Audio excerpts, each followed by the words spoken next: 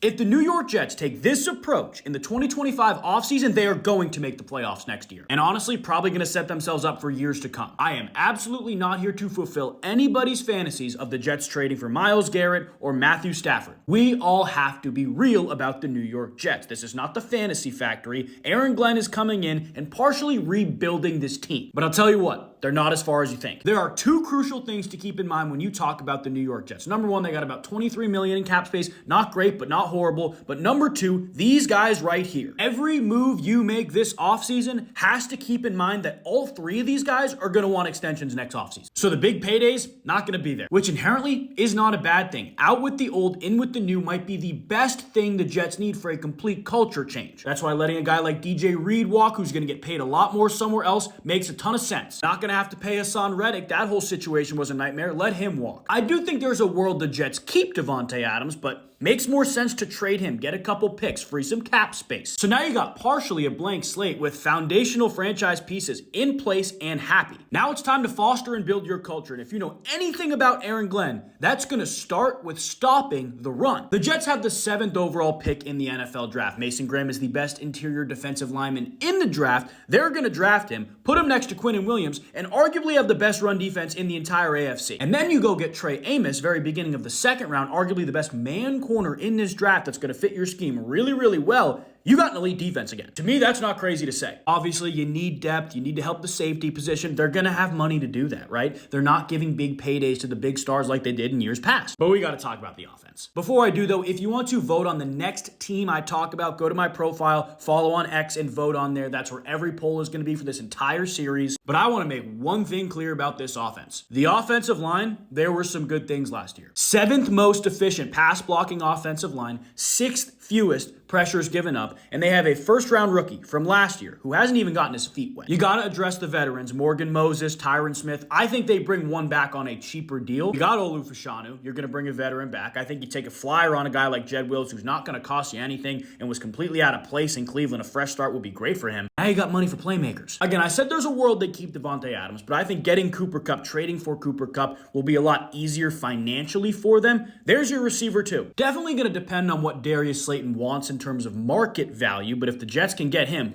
wide receiver 3, take the top off the defense, that's real nice. And at quarterback, all you're doing is bringing Jameis Winston in to compete with Tyrod Taylor. You just need a bridge guy. Maybe you get somebody in day 3 of the draft, or I don't think this is crazy to say, you lean into Jordan Travis a little bit. You got an elite defensive team who can do enough offensively to keep up with a lot of teams, and you did this all while prioritizing extensions for your young stars. Things could change pretty quickly.